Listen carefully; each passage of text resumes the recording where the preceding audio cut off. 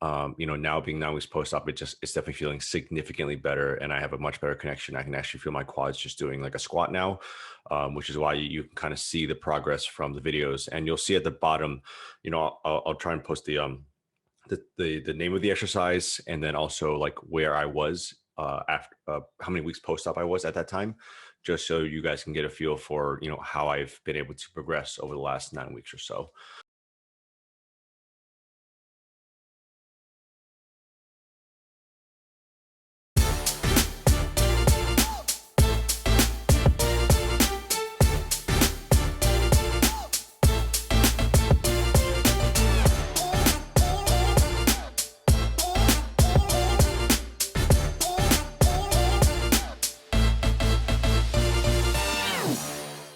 Hey guys, today is February 5th and I am officially 9 weeks post-op. It's crazy, it's gone by pretty fast to be honest, but also kind of slow at the same time, which I'll update you on today. So yeah, being 9 weeks post-op, there's certain things that I had expected that I would be able to do, maybe better than I am right now. And truthfully, I feel like my progress has been a little bit slower than anticipated. At the same time, I think again, I've talked about not comparing myself to some of my athletes, which, again, subconsciously you kind of just do. And then even comparing myself to what I was, 11 years ago at this point with my right knee. And I need to remind myself that I'm a little bit older. I'm 10, 11 years older than what I was. So I'm obviously just going to heal a little bit slower. And, at the same time, like even for me in my profession, I've seen people who have had, two total hips or two total knees, and, they've healed very differently. And very much in the same situation right now where my left side just seems to be a little bit slower. Overall, my gait is, my walking is significantly more normal. I do still have a little bit of that tightness. For me, that most persistent thing is that tightness in the front of the shin. So even now when I go upstairs particularly, I can do it physically going one over the other, but it's not as smooth as I would like, and I do feel a little bit of pressure in the front of my knees, so I'm conscious as to not push that. I really haven't explored going downstairs too much just because I know that requires a lot of eccentric quad strength, so I'm really not pushing that because I don't want to overstress the tendon. Again, for patella tendon grafts, it's really common it's not really common, but it does occur sometimes where people overstress the tendon, and that can cause kind of tendinopathy type of issues, and you're dealing with that for a while.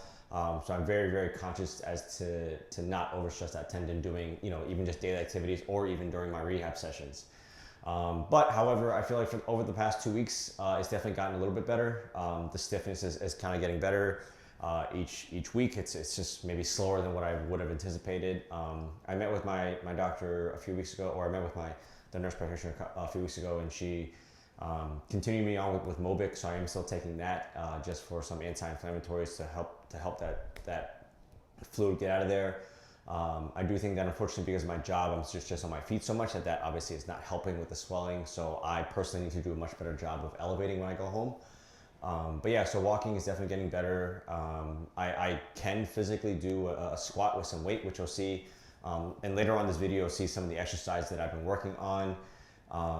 But there are good days and bad days. The day that I filmed this, as far as the exercises goes, which was 3 days ago, so you'll see I was about 8.5 weeks when I filmed the video. I was able to do things like squats, sled push, sled pull. I was able to do some balance work. I think I did a 35-pound goblet squat with no problems. So yeah, it's just there are good days and bad days, and I find myself just telling myself I need to make sure I listen to my body to as much as I possibly can. And my knee eventually, I understand, will get there. I have full range of motion at this point. I got that back relatively quickly, but it's still for me the lingering issue is the fact that I have this persistent tightness that I'm hopeful that over the next 2 or 3 weeks, or hopefully by the time I give you guys another update, I'll be able to do more. But yeah, currently being 9 weeks post-op, again, you'll see some of the exercise that I've been able to do. I do a lot of BFR work. I find that BFR knee extensions seem to be the best for me as far as like really getting a nice quad pump. So I've been doing that with 5-pound ankle weights, and they feel good. Again, the whole misconception that knee extensions are bad for you is not the case. I'm doing them myself at 8-9 weeks post-op. Obviously, you just need to adjust for those of you who are PTs or ATCs or anything like that to make sure that you are just adjusting based on the patient tolerance. Like I've never gone more weight than I physically can handle. I've always been conscious of making sure I don't have any pain in the front of my knee.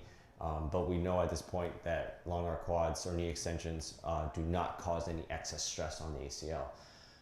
So yeah, this is just my 9-week post-op.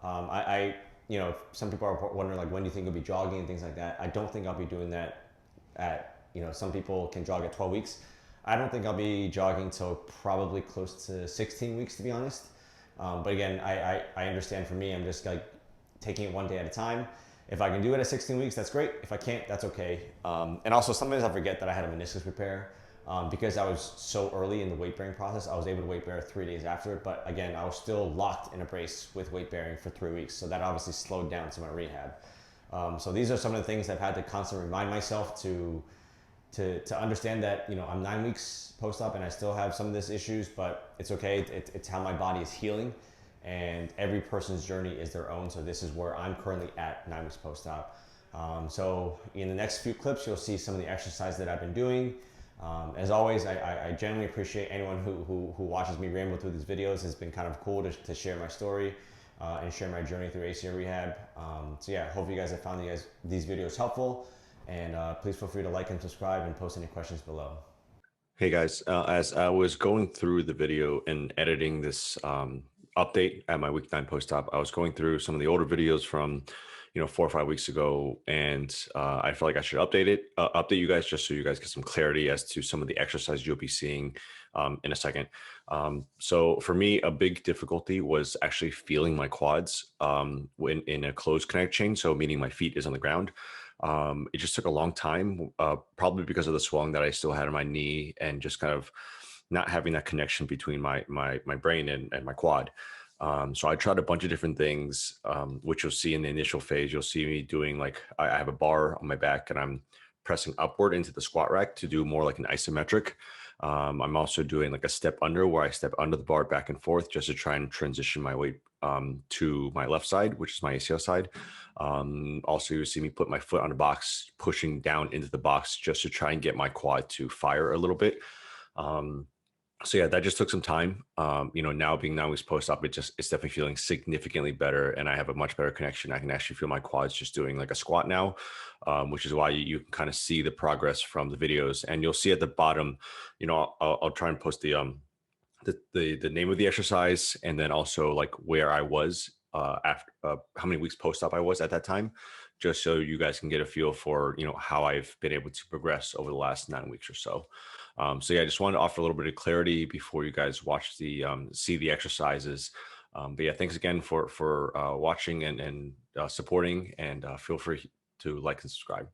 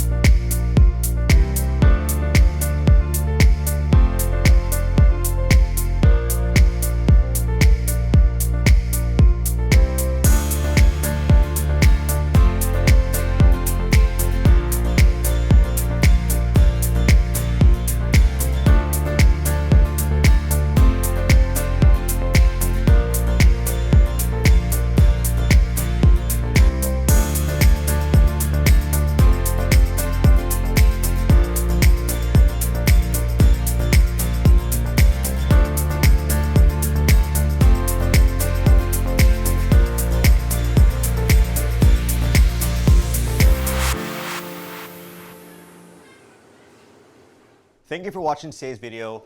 Please feel free to like and subscribe and share it on your social media platforms.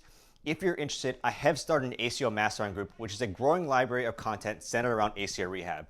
It has exercises ranging from immediate post-op to late-stage sports-specific movements and everything in between. It's a growing library and currently holds over 250 videos. There's content centered around assessments, movement breakdowns, exercise breakdowns, case studies, and a whole lot more. You also gain access to a private forum where you can engage with like-minded people, ask questions, share research articles, and share resources. If you're interested, please feel free to click the link below. Thank you for watching.